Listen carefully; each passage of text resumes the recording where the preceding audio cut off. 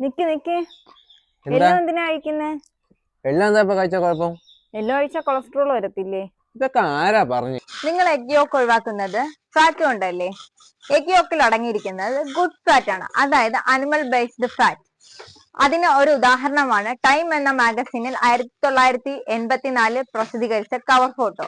അതിൽ അവർ പറയുന്നത് egg yoke use ചെയ്യുന്നത് കൊണ്ട് നിങ്ങൾക്ക് കൊളസ്ട്രോൾ ഉണ്ടാകുമെന്നാണ്. അത് 1999 ആയപ്പോൾ അവർ തിരുത്തി പറയുകയുണ്ടായി.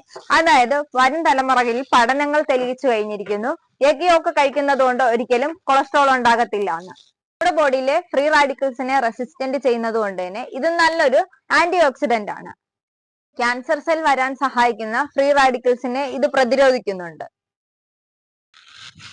നമ്മൾ യൂസ് ചെയ്യുന്ന ഫ്രൂട്ട്സിനെക്കാളും വെജിറ്റബിൾസിനെക്കാളും വിറ്റാമിൻസും മിനറൽസും എഗ് യോക്കിൽ അടങ്ങിയിട്ടുണ്ട്.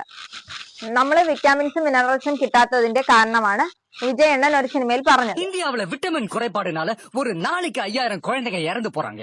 നമ്മൾ എഗ് വൈറ്റ് എടുക്കുന്നതിന്റെ മെയിൻ കാരണം പ്രോട്ടീൻ ആണ്.